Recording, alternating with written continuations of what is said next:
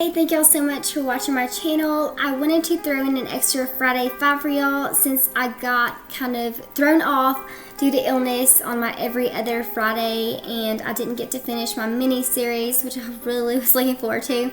So I wanted to do another Friday 5 for y'all.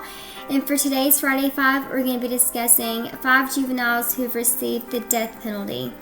And I want to know what y'all think about it. Do y'all think that it should be a case-by-case basis, if it should even be offered up for juveniles during sentencing? Or, do you think it's possible that they could be rehabilitated? I really want to know y'all's opinion on this, so drop me a line below. Let me know what you think. But listen to the cases first and the crimes, and then let me know what y'all think about it. So let's get started. Case number 1, Stephen Edouard Roche. 70-year-old Mary Ann Hughes was found dead on December the 3rd, 1993 in the doorway of her home outside of Sandersville, Virginia. Stephen Roche shot and killed Mary Ann Hughes and stole her car, a 1981 Buick Regal, and fled the state. He traveled North and South Carolina.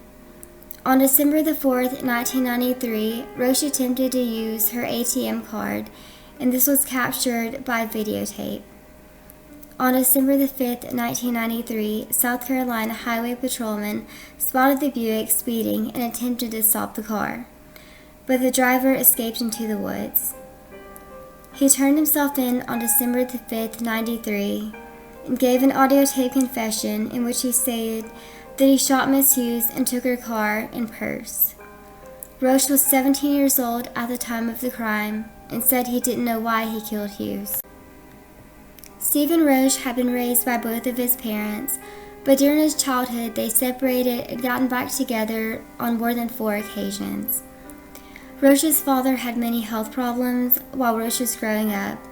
His father often took medication which would cause him to experience mood swings. During the occasions he and his wife were separated, Roche's father would drink and have numerous affairs, often bringing women home with him. Roche and his siblings were often witness to their father's actions. Roche's parents took him out of school at the age of 14 so that he could work around the house doing odd jobs while looking after his brothers. Roche testified that upon going over Miss Hughes' house, it was not his intent to kill her, but to rob her. He expressed remorse for his actions, stating, quote, "I wish I could bring her back," end quote. During the trial, Roche admitted into evidence that no gunshot residue was found on his hands nor his clothes, or did they have blood on them. An expert in forensic science testified that the fatal wound perforated one of Miss Hughes' arteries, and the pattern of blood splatters indicated that the person who fired the gun was standing within 5 feet of Miss Hughes. Roche also presented the fact that the shoes he was wearing on December the 3rd did not match footprints at the scene of the crime. However, the trial court still found him guilty of the murder and sentenced him to death. In April 1993, Stephen Roche was convicted of capital murder of Mary Hughes. He was 17 at the time of the crime. He had currently been in federal prison and was on death row since May 10th of 1995. Stephen Edouard Roche committed homicide and robbery. He had one victim on December the 3rd, 1993, and surrendered after 3 days. His date of birth, April the 10th, 1976. His victim's name, Mary Ann Hughes, female, 70 years old. Method of murder was shooting by a sawed-off shotgun. On January the 13th, 2000, Stephen Edouard Roche was executed by lethal injection in Greene County, Virginia. During his execution, he said something, but the audience beyond the glass could not hear his final words. Case number 2, T.J. Jones. On February the 2nd, 1994, around 1 p.m., 75-year-old Willard Davis was found lying on the street in front of his home in Longview, Texas. Davis had been shot once in the head and his car had been stolen. Police arrested Jones several blocks from the crime scene after he abandoned the victim's car. When apprehended, Jones had the murder weapon, a .357 revolver, in his sweatshirt pocket. The weapon was fully loaded except for one round, cocked and ready to fire. Jones confessed to police that he and 3 friends had been drinking at a friend's house around 12:15 p.m. Jones asked his friends if they were down for a jack, meaning did they want to steal a car. He claimed that he was not aware that he had shot Davis and that he did not intend to kill him, only scare him. The medical examiner that testified stated that Davis died from a single gunshot wound to the head, which entered near the center of his forehead next to his left eyebrow. And a firearm expert testified that the gun did not go off accidentally. It could not have been fired unless the trigger had been pulled. Forensic evidence showed that Jones was 2 to 3 feet from Davis when the shot was fired. Jones was the 19th murdered executed in the United States since 1976 for murder committed when younger than 18, and the 11th in Texas. T.J. Jones committed homicide and robbery. His number of victims was 1. The date of the murder, February 2, 1994, with his arrest being on the same day. His date of birth, November 1, 1976. Victim, Willard Lewis Davis, male, age 75. Method of murder, shooting by a .357 Magnum pistol. He was executed by lethal injection in Texas on August 8, 2002, at the age of 26. During his execution, T.J. Jones' final words were, "I would like to say to the victim's family, I regret the pain I put y'all through. I hope you can move on after this. Mom, I love y'all. Take care. I'm ready." Case number 3, Douglas Christopher Thomas. Douglas Thomas had been dating 14-year-old Jessica Weisman, daughter of Kathy and J.B., for quite a while. Their relationship was serious and her parents did not approve. They pressured Jessica to break up the relationship with Thomas, but she was unwilling to do so. She became angry with her parents and stated that she wished they were removed from her life. In his confession, Thomas stated that he had smoked marijuana on his way over to the Weisman's house on the night of the murders, November 10, 1990. He carried with him a shotgun, and Jessica helped him in the window and arranged some drugs on the floor to make it appear to be an attempted robbery. When Thomas expressed doubts about carrying through with the murders, Jessica insisted that it be done. Thomas went down the hall to the Weisman's bedroom and shot them as they slept. Miss Weisman did not die from the first shooting, and Jessica made Thomas shoot again. He did, killing her instantly.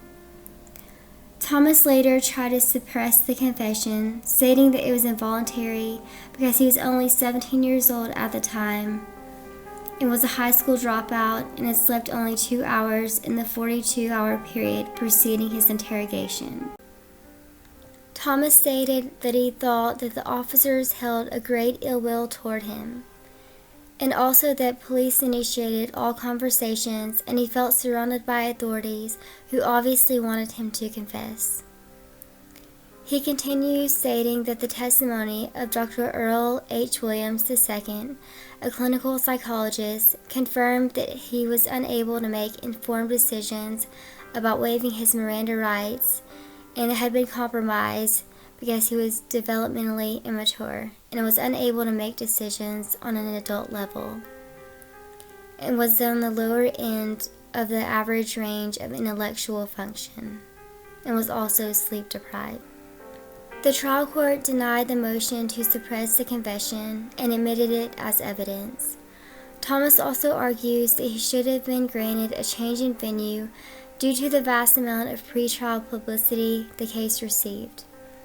In support of Thomas's argument, Dr. Donald Smith stated that when he administered a random survey, he had found between 96.3% and 99.3% of a small-town population of Middlesex County readily recognized the Thomas case. Jessica Weisman was tried as a juvenile and released when she turned 21. In November 1991, Douglas Christopher Thomas was sentenced to death for the November 1990 capital murders of Kathy and J.B. Weisman. Thomas was 17 years old at the time of the crime. He had been on death row since November 22, 1991. Douglas Christopher Thomas committed homicide at the age of 17 with 2 victims. The date of the murder, November the 10th, 1990, with his arrest being the same day. His date of birth, April 29, 1973. The victims, Kathy and James B. Weisman. Method of murder, shooting. He was executed by lethal injection in Virginia on July the 10th, 2000. His last words were, "The whole process that you go through while being in death row prepares you to die. Because you're faced with death every day, if it's God's will that I die at 23, then I am prepared to go." Case number 4, Gerald Lee Mitchell. Charles Moreno, age 20, and his brother-in-law, Kenneth Fleming, age 15, met Mitchell in a Houston neighborhood park where Mitchell offered to sell the pair some marijuana. Instead, Mitchell pulled out a sawed-off shotgun and forced them to drive to a vacant house. He then robbed them of their cash and car keys and shot them both. Fleming survived with an injury to his hip, and an eyewitness identified Mitchell leaving the vacant house. Mitchell was later arrested in possession of Marino's car and told police, quote, "I shot the 2 white boys," end quote. Mitchell gave a written confession admitting to the shootings, but claimed they were accidental. The same day he killed Moreno, Mitchell shot and killed another man, Hector Manguela, age 18, when he refused to give Mitchell a necklace he demanded. Mitchell was 17 at the time of the murder. On April the 11th, 1986, Mitchell was sentenced for capital murder of Charles Angelo Moreno, which occurred in Houston, Texas on June the 4th of 1985. Gerald Lee Mitchell committed homicide, robberies, and had drug charges at the age of 17. His number of victims were 2. The date of the murders, June the 4th, 1985, and he was arrested 7 days later. His date of birth, December 27th, 1967. His 2 victims, Charles Angelo Moreno, age 20, male, and Hector Manguela, age 18, male. Method of murder, shooting by a sawed-off shotgun. He was executed by lethal injection in Texas on October the 22nd, 2001, at the age of 34. His last words were as follows, "Yes, sir. Where is Mr. Marino's mother? Did you get my letter? I just want to let you know I sincerely meant everything I wrote. I'm sorry for the pain. I'm sorry for the life I took from you. I ask God for forgiveness, and I ask you for the same. I know it may be hard, but I'm sorry for what I did. To my family, I love each and every one of you. Be strong. And know my love is with you, always. I know I'm going home to be with the Lord. Shed tears of happiness for me. I love each and every one of you. Keep on living. Betty, you have been wonderful. You guide me to the Lord. You have been like a mother to me. Sean, Rusty, Jenny, Marcia, God bless each and every one of y'all. Jesus, I confess you as my Lord and Savior. I know when I die, I'll have life in heaven and life eternal everlasting. I'm ready for that mansion you promised me. Take care. It's all right, Sean. It's all right. I'm going to be in a better place. Case number 5 is J. Kelly Pinkerton. On October 26, 1979, Pinkerton brutally killed 30-year-old Sarah Dawn Lawrence. He raped and then stabbed Lawrence over 30 times. He then raped her again while her children slept down the hall. Pinkerton was arrested in the months that followed, but released due to insufficient evidence. 5 months later, Pinkerton raped and murdered Sherry Welsh, a former beauty queen, in the furniture store where she managed. In May of 1981, new evidence emerged in the Sarah Lawrence case in the form of a bloody handprint found near her thigh that matched Pinkerton's. The trial for the Lawrence murder was moved from Amarillo, Texas to Corpus Christi. On May the 30th, 1981, a jury of 7 men and 5 women found Pinkerton guilty, and he was sentenced. In April of 1982, he was convicted and given a second life sentence for the murder of Sherry Welsh, based on bite marks found on Miss Welsh's breast that matched the impression of Pinkerton. This trial was held in El Paso. Just 3 days before he was scheduled to be executed, Judge Hayden W. Head Jr. granted Pinkerton stay. His next date was also stayed 26 minutes before his execution was finally carried out. He would become the youngest man to ever be executed in Texas at the age of 24. J. Kelly Pinkerton committed homicide, rape, and robberies at the age of 17. His number of victims were 2. The date of the murders, October 26, 1979, and April 9, 1980. Date of birth, February 4, 1962. Victims, Sarah Dawn Lawrence, 30, female, and Sherry Welsh, 25, female. Method of murder, stabbing with knife. He was executed by lethal injection in Texas on May 15, 1986. Words to his father Eugene, "Be strong for me." And as witnesses entered the execution chamber, he stated, "I want you to know I'm at peace with myself and with my God." He then recited a prayer to Allah, the Supreme of Islam. He stated, "I bear witnesses that there is no God but Allah. With your praise I ask forgiveness and I return unto you."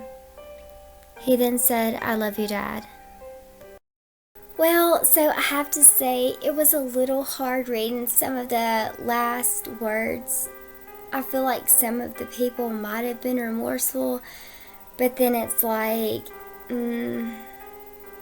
you're faced with death, but we know that sociopaths and psychopaths, they have no regard for any human life, whether it be their own or someone else's. So it really makes me wonder, what do y'all think? Do you think that killers are born or are they raised? Do you think that killers just come out killers, or are they a product of their environment and their upbringing? I really am unsure, and it's something that I want to explore further, because just the mind of a serial killer or a killer in general is complex, and I don't know, it's just interesting to me, but horrible that things happen, but interesting that to know, to dissect it, I guess. Anyways, this was a very long video. I hope y'all enjoyed it. Don't forget to like and subscribe if you have not already, and hit the notification bell so you know when I upload my next video, and drop a comment below. What do y'all think about death penalty for juveniles, and are killers born or raised? See y'all on the next video. Thank you so much for watching.